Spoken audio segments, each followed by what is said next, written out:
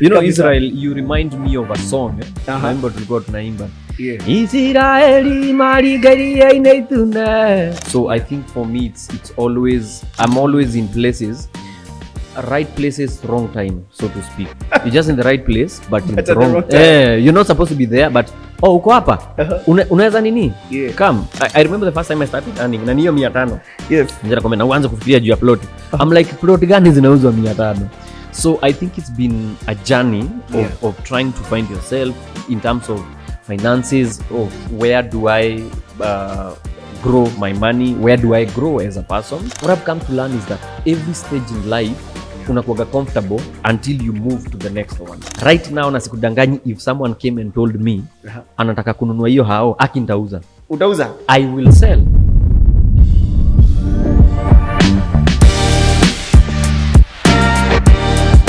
Hello everybody and welcome to Chanza Knowledge Series. My good name is Israel Lugadiru. This is basically your one-stop shop channel for everything real estate. And today we're talking about investing outside of your box. You know, when it comes to matters to do with investments and real estate investments specifically, it's a notion or a believed thing that the people who invest into real estate are those ones who come from careers or come from ecosystems that are involved or that are inclined towards real estate. But then today we're talking to somebody who literally, if you ask me, comes from a completely different industry, but has built quite a diverse portfolio whereby he has come and also invested in real estate and in other investments as well. I'm talking about none other than the funniest individual, funniest human being that I know in the 254. He's a pioneer of the creative industry. He's a king. He's a creative genius. I'm talking about the one and only, the latest, newest bodybuilder in town in the 254. Wapi makofi ya Timothy Njugush. Mtu wangu, unajua hata sijaelewa kama huyo ni mimi. Hello, ndio mimi huyo manze. Thank you so much for having me. You know, Israel, you remind me of a song. Naimba tulikuwa tunaimba. Israeli marigaria inaituna. It's a gospel song.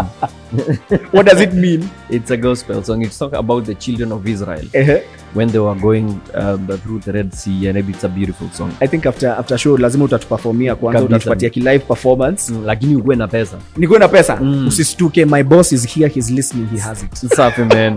Shukran sana. Good to have you on the show today. Asante sana for having me. You know, Njugush, I actually thought you were much smaller than I met you, but now look at you, man. I've seen you. Ni umeniona kukiwa na baridi. Acha jua ichomoke.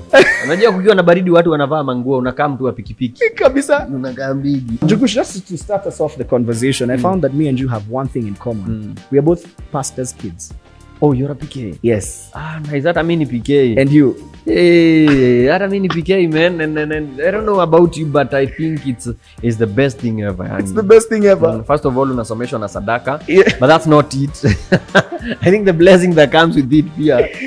Kibao. Yeah. So Njugush, maze, you have built such an inspiring career over the years, you know? You're one of those people who has become a well-known creative household name. Like literally, I could even tell when you're walking in, everyone wanted to shake your hand. So what are some of these momentous occasions that took place in your life that have been able to craft who you are and to lead you to this place where you are right now? Honestly, I'd be lying to say I know those moments, you know, where you're like, nilifanya hivi nikafanya hivi, because honestly speaking, if we went with what we know and the things we can be able to do on ourselves, I think we'll be lying to ourselves. So because things just happen, so you find yourself, you're in a, like for example, I was in a theater group, in an acting group back in college, and then who knows who is watching. The next thing you know, unatafutwa na Freddy watahidi hai, you know. So things just happen. You don't plan. You just, mimi niko tu.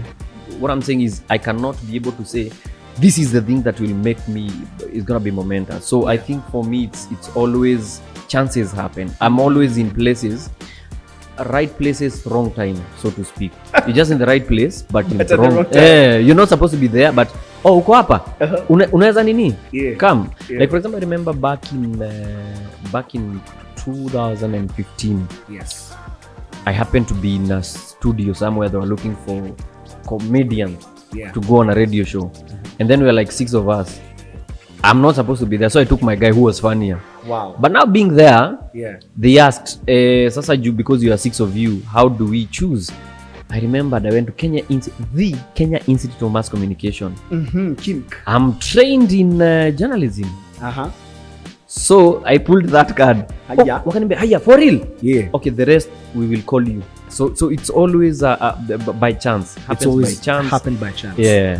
So Njugush, how many auditions have you gone for? If I may ask you, like, give me a rough figure of how many auditions you've gone. Where? I went for close to 20 something because you used to go to Kenya National Theatre. Yeah. And they used to always call for auditions, Vision Plaza in Mombasa Road. A lot of places you'd be called and you're told we have these auditions, would you show up? And unatokelezea and you never get. Do you know how I got my first? I've never gotten a role out of auditioning. Whoa. The role I got ni juu wase walikata hizo or whatever. So I went to Kenya National Theatre. I was sick. That day I was sick. And then nilikuwa nimeboeka. And then they did the auditions, and then people found out the auditions were not for a TV series. They were for a set book. Yeah. So they were like, sasa nani hata kata? Wakaendea kale kakijana kanyonge. By then nilikuwa natoka. I used to come from Kamulu Joska. Wow. Iko huko, unajua Mala? I know it. Mala iko wapi? Mala si iko huko karibu na Kamulu Joska. True. I see what I did there. Karibu niseme, kumbe watu wanajua Kajoska. So I used to come all the way. By then kutoka Joska mpaka town ilikuwa unalipa around one something. Wow. So to and fro ilikuwa 200. So every day I tell my mom, nipatia 200 nitarefund. Yeah. Long story short. Wacha nikusaidie. Long story short. I finished the rehearsals. Tulikuwa naenda every day karaoke pale. Yeah. And hatukuwa ipiga show. The only show tulipiga yenye narudisha ide ni ya Madhe. Juu nilikuwa namwambia, "Wewe wacha, wewe invest na mimi." Wewe invest na mimi. So tunapiga hizi rehearsal every day 200 bob. Sasa hiyo jakula lunch, so it's around 300 bob. So in a week you'd use more than 1,000. Yeah. Madhe hayuko job.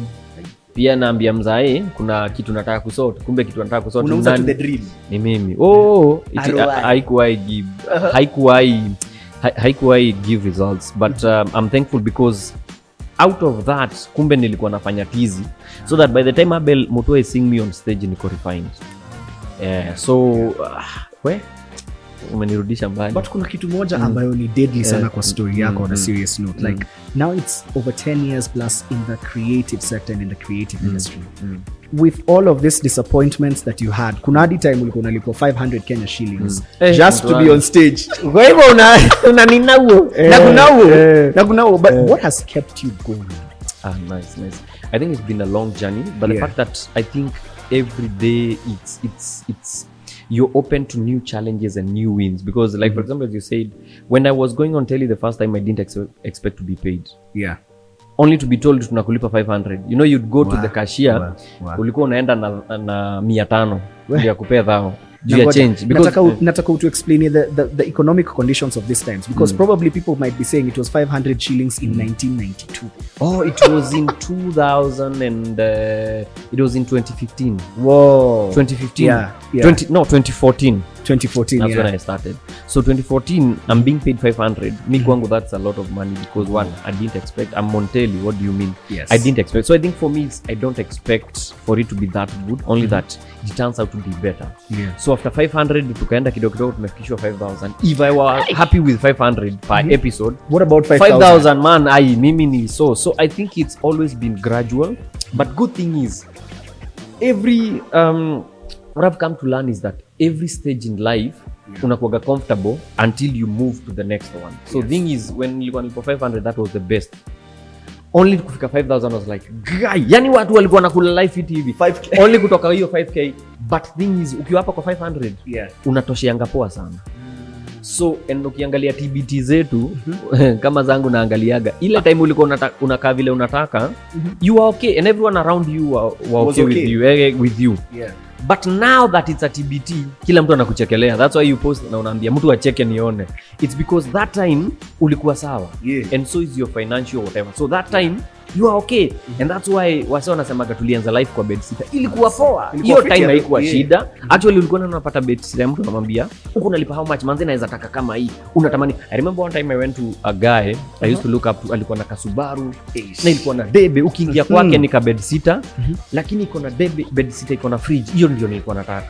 So that time that was a dream, Subaru boy. but as you go up, I think the dream keep changing, but I think vile tumeumbwa kama binadamu tunaweza toshea anywhere, and that's why unapata gamsi yako hivyo akona shida but yeye aoni, wewe ndio unaona shida yake, so I can say I think it's been gradual, na kila nini kuna gratification yake. But now on the creative process, tumeona so many influencers and creatives who come into the industry, who come into the space, but then after a short span of time, it's like they're one hit wonders. For you, it's been 10 years plus. How do you keep that creative juice flowing?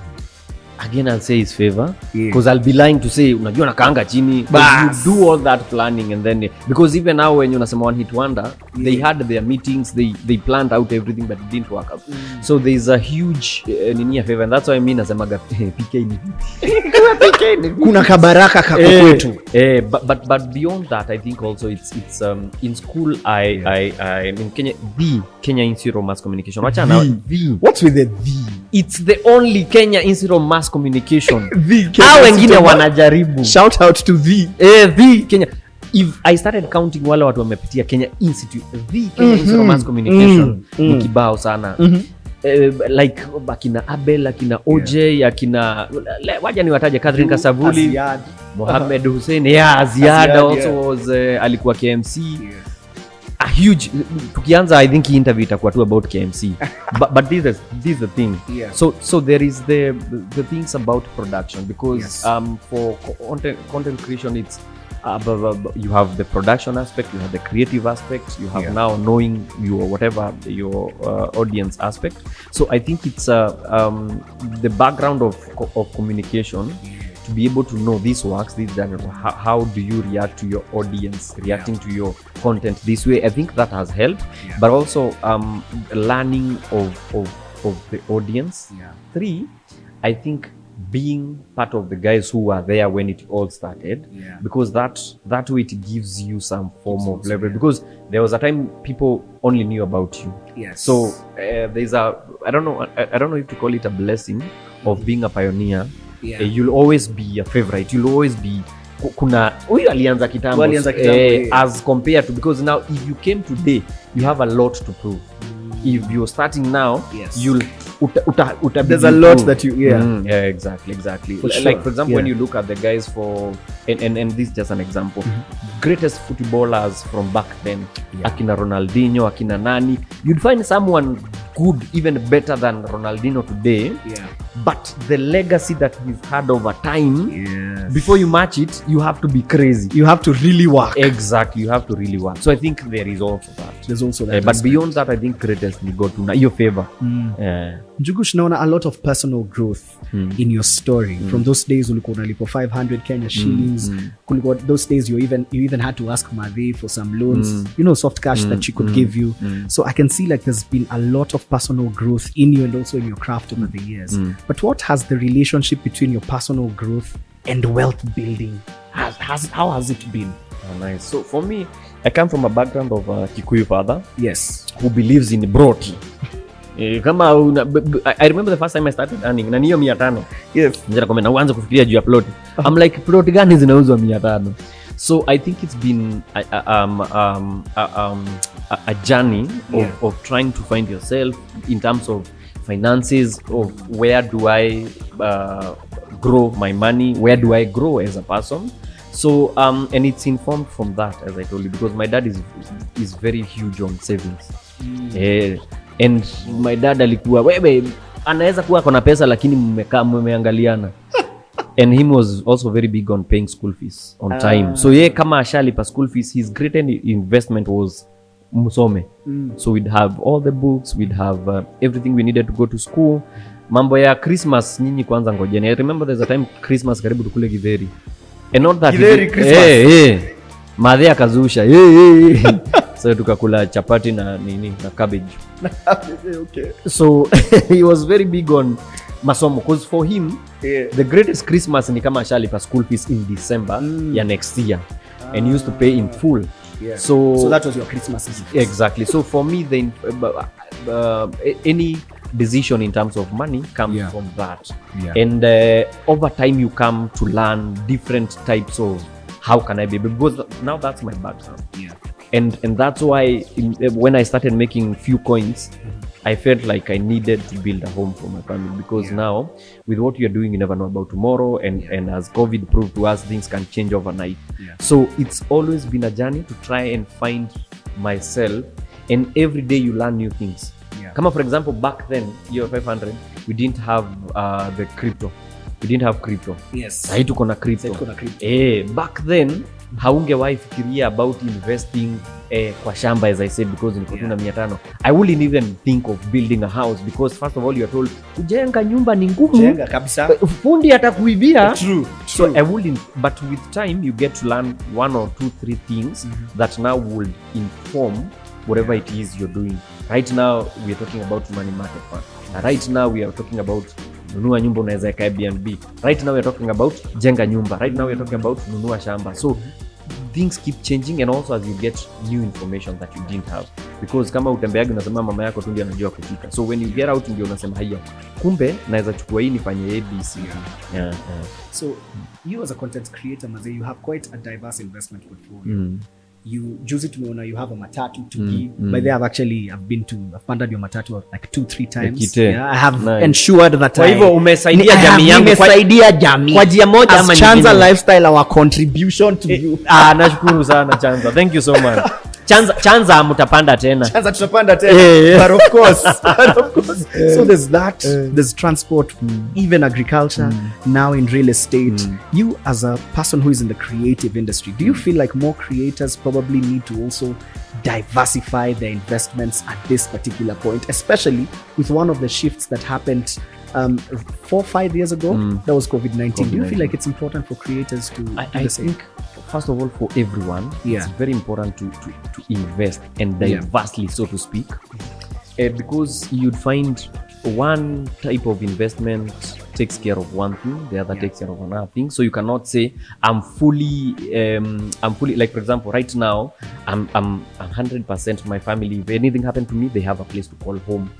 But beyond that, will that home generate income when I'm not there? So in terms of investment, like for example, if I knew what I know now back then, would I still build for them a home? Yes. You get. So in terms of diversification, and especially you've asked me a good question about the guys in the art industry. Yes. Because we need to take advantage, because now when you're in the art industry, it's very different. In the sense that you can be able to buy your investment or to get investment using your craft. Like for example, a good example, someone will tell you, Niaje, I have this product, but then because I don't have money, so you push for me, and then hata kama ni shares, I give you some shares. That's a type of investment that you wouldn't get if you're a kawaida person. Say for example, you're working in the civil service, you're a teacher somewhere. Someone will not tell you nisomeshe mtoto alafu sasa kwa hii nini. No. It's but for art it's very dynamic in the sense that you can be able to move things around. Two, you're in the limelight, and currently I think with the digital whatever. So are you open to new ideas? Because when you look around, we have, like for example, there are guys who are being paid using crypto. Like for example, you'd say I never use my money, but if you're paying me using crypto, then I'll get on that gig. And this, I think, this is what I've realized with investments. The earlier the better. Because a lot of us wait, hiyo sijui kama itakuwa fiti. So you wait until it's late. Like for example, crypto kama umeingia ikiwa hapa. Kuna msi alianza nayo ikiwa hapa. So ile time ina shoot, she stands to gain more. As kwa mtu ameanza katikati. You get? So nile tulikuwa tunasema kama ulianza kitambo you are better. And sometimes we never see this. I'll give an example with my dad. He bought land in Joska Kamulu. Where nilikuwa natoka. Joska Kamulu iko huko past 26 upite Ruai, upite stage 26. Joska ukielekea Kangundo. So when he bought that land, an 50 by 100 was going for 20,000 Kenya. 20,000 Kenya inclusive shillings. of everything, inclusive of hizo charges zingine za sijui lawyer za kupima za everything. And that's how tulihama. He bought 3. Aliuza kagari alikuwa nako, he bought 3 of them. So ilikuwa 20 times 3. So right now, because he since moved akauza, one plot goes an average of 1.5 to 2 point something. So when you get early, there's someone who bought like 2 years. Wameona watu Joska wameanza kuenda. Now everything is looking kwa hivyo ni mahali watu wanaweza ishi. So currently the guy bought for alikuwa amebuy last year, I think alikuwa amebuy for around 1.2. So if he's to sell, he won't make as much as that person who started before. So I think for and especially people in this, I want to call them dynamic, not necessarily only art, because you find someone a place very it's flexible. You can always, you know, So if you have an access to that and take advantage, and especially for artists, we can be able to take advantage and form, because mostly, you know, us hatunaga formal employment. Exactly. Like for example, for art, the more unaendelea kuwa in the game, the more unaendelea kudip. As compared to a captain. A pilot, the more anaendelea kufly, the more you experience hours, and of course the more the more hours. Money. Exactly, the more hours on his whatever. So if we're able to strike when it's hot, because you find it's crazy. You find some of these arrangements, they have money in terms of investments. They have money that is not too much, and I want to be not to be labeled as privileged, but you'd find, let's say for example, an investment nakwambia, they even have payment plan. Wanakwambia for you to get this unit, what you need to do, tunaweza kutengenezea plan yako uwekange, let's say for example 10,000. So for mtu wa kawaida 10,000 is a lot of money, and in this economy we are in. But for an artist utapata unaenda gig moja, wanakwambia tuna do, weshikilia kaka 100 bas ujipange. So that means hiyo 100 hizo ni miezi 10 kwa ile arrangement. Literally, so if we are able to take advantage, because what happens in art industry, you get a lot of money, and then maybe there's no money. There's no money at all. But you're getting crazy money. So ideally we are able to take advantage of this kidogo and to ensure that we are earning money even after. You've talked about something extremely important. Sorry. Sorry. Go ahead. Because now, unfortunately for us, our IP laws, we cannot be able to earn from our art after I'm out. You know, akina Beyonce, nini, they are still earning from as long as hiyo muziki inachezwa hapo. As long sasa sisi hapa wale watu nastaki kuwataja wa muziki, calligraph analipo 1,200. Kama calligraph anapati 1,200. Sasa mtu anaanza amekimbia hapa Israeli. Exactly. And this is now. Kali analipo hiyo do now. When he retires, he won't be able to be paid that amount.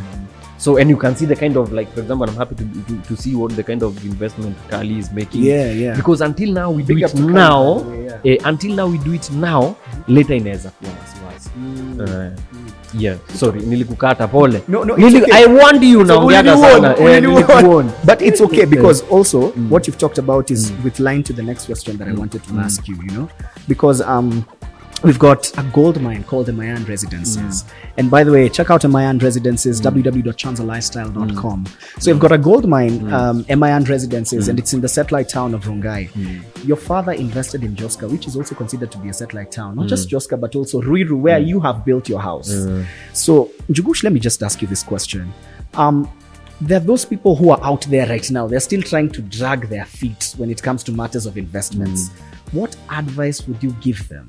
As a person who has been in investments, what advice would you give to these people who are still dragging their feet and are still trying to weigh their options on whether they should get into it or not? I think I won't advise. I'd give my story, because we come from different backgrounds, and it's okay to not be okay about investment. Juu mara unasema wacha niekelee kwa sako kidogo nasikia kuna kashfa. Sijui there's a body that takes care of that, unaekelea wapi? So I don't want to say wekelea hapa. What I would want to say, and I've been lucky to Mayan, and ni vile umeicompare na Joska iko mbali. Do you know Joska tukienda wale watu walitupeleka walituuliza, guys, sasa huku mmekuja kufanya nini?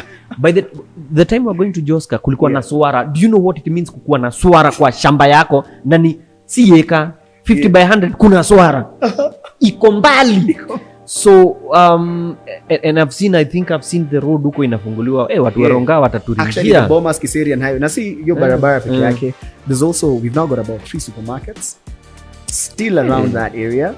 We've also got hospitals and other local amenities. So the area is opening up like crazy.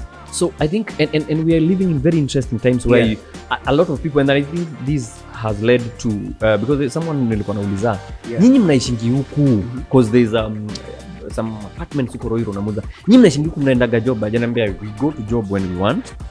Juu ni karibu. Yes. Ni hapa Thika nini. And it's very interesting kusikia Roiro ni karibu because Roiro si hapa. Roiro ni mbali but ni karibu at the same time because kuna design ya kuenda. Barabara zimefunguka. Barabara zikifunguka means kuna matatu mingi, so you won't have to wait. But also we are living in very interesting times where we have people can work remotely. Yes. So I think for me I'd always, and that's why nilienda Roiro other than mimi mtu mshamba, but sasa tena imekuwa town. It's because you want something off town but at the same time close to town if need be. Naweza kimbia tao, saki tao and in the shortest time possible. Exactly. And also I think largely is because there's a price element connected to it, because if I were to do the same thing I did in Roiro in town, singewahi fanya because it's damn expensive. Yes. Because if you look at the price of land then in Roiro, sasa hata town naanza kununua land aje. Wapi? Kwani mimi ni wa familia gani? Familia yangu ni ya mchungaji. Tukuchunguze. So there is a price element and coming early. In Nairobi wezi ya early. Yes. Ati huku Nairobi tuliingia mapema. The guys who came in Nairobi mapema, hao ndio nasiaga the Kimanis. Now True. In my case the Jogonas hao ndio waliingia mapema. And that's why now they can be able wana make a lot of money from the investment. So if I'm to become a Kimani, that's why naenda satellite towns. So I'll go to Roiro, I'll go to wherever. Sasa nianze hapo. So that by the time things are coming, zinanipata niko fiti. And you nasikia ni wale walikuja wa kwanza kafaa nyinyi. And guys who strike when it's hot, I think it makes sense. So I think going forward, and even now, because I said we have a lot of interest in terms of different interests. Like for example, someone would want a primary place ya kuishi. So that's why maybe for example I'll go to Roiro, I'll go to Laser Hill, I'll go to wherever. But also ukiongea na watu mtu anakuambia mimi nikiretire I want to go even further. I want to go further but nataka kukua na nyumba tao yenye si tao. So what will happen is niko Roiro nalea watoto. Right now na sikudanganyi, if someone came and told me anataka kununua hiyo hao nitauza. Utauza? I will sell. Okay. I will sell because we're talking about investment. Yes. Ukiangalia over time, the appreciation, first of all hiyo landiko imeappreciate. But pia nyumba, there's a lot of things that I've done. Again, take advantage of mimi nimekuwa nikisukuma, like for example, and I'll be open, nimekuwa nikisukuma pneumatic. They make appliances for kitchen, they have very beautiful. Hiyo nyumba iko fitted. So I paid that using my art. But sikutoa do. So ile price iko sahi, if I were to sell that house, it will build a similar house. Huko tu Roiro na ibakishe do yenye nitachukua hiyo investment nikam niseme haya tuko hapo Laser Hill, wacha niekele 1 bedroom ikaange pale. In the meantime nikombolesha ama nifanye Airbnb nikijua si niliuza ile nyumba yangu na nimejenga ingine nikijua in some few years to come watu wakisha maliza shule hii nyumba ingine nauza, si ile ya kwanza niliuza hii nauza twende na nyuki kwenye nilikuwa nimekuambia. But remember niko na kitu pale Laser Hill. So anytime I want to come to town, niko na flight, I need to catch a flight to Bahamas. Juu tumeretire na tumekaa vizuri. Nitakuja nilale pale Laser Hill. Niseme hapa Chanza nimetulia, wacha nitulie hapa. As I catch my flight to Bahamas. Now Tugi anatoka UK shule, anakuja kwa ile nyumba. So we have a place in town. But sisi kwetu ni la nyuki. So and this is the crazy thing about investment. It's crazy when you think hiyo nyumba manze na vile nimejenga. Imagine unaweza uza na ito wengine kama hiyo. And it's even actually going to appreciate. Yes. Ama hata saa zingine the houses that have already been built for you and you make a purchase. Of course, in a good number of time, it's definitely going to increase in value. You know? So Njugush, just a practical question. You have 6 million shillings lying around somewhere. Let's imagine. Because I know you have more than that. 6 million. 6 million million shillings lying around somewhere. What is the first thing that you do with that money? Where?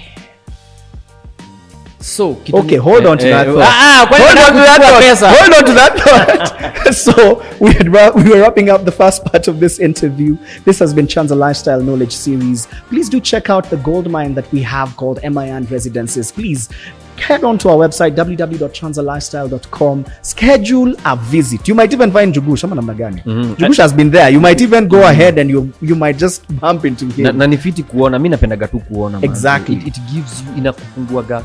Wow. Exactly. And we're actually now in our third floor. Oh really? Yes. Basi so by September, October 2025 we'll actually be done. The last time nilikuja hapo ilikuwa first na nilipenda. Hop onto it as soon as you can. I'm going to see you in the next part of this series. Please do make sure that you like, share and subscribe. I'm going to see you in the next one.